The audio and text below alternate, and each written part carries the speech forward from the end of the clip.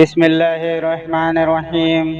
ہم سے علی بن مدنی نے بیان کیا، ان سے سفیان نے، ان سے ابن ابی نجیح نے مجاہد کے واسطے سے نقل کیا۔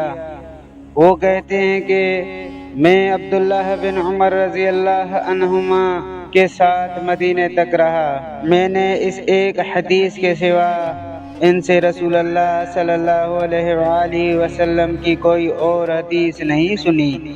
وہ کہتے تھے کہ ہم رسول اللہ صلی اللہ علیہ وآلہ وسلم کی خدمت میں حاضر تھے کہ آپ صلی اللہ علیہ وآلہ وسلم کے پاس کھجور کا ایک گابا لایا گیا۔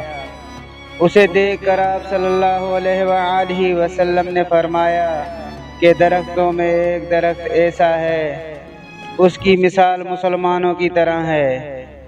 ابن عمر رضی اللہ عنہما کہتے ہیں کہ یہ سن کر میں نے ارادہ کیا کہ عرض کروں کہ وہ درخت کھجور کا ہے، مگر چونکہ میں سب سے چھوٹا تھا اس لیے خاموش رہا۔ پھر رسول اللہ صلی اللہ علیہ وآلہ وسلم نے خود ہی فرمایا کہ وہ کھجور ہے۔ صحیح بخاری، حدیث نمبر 72۔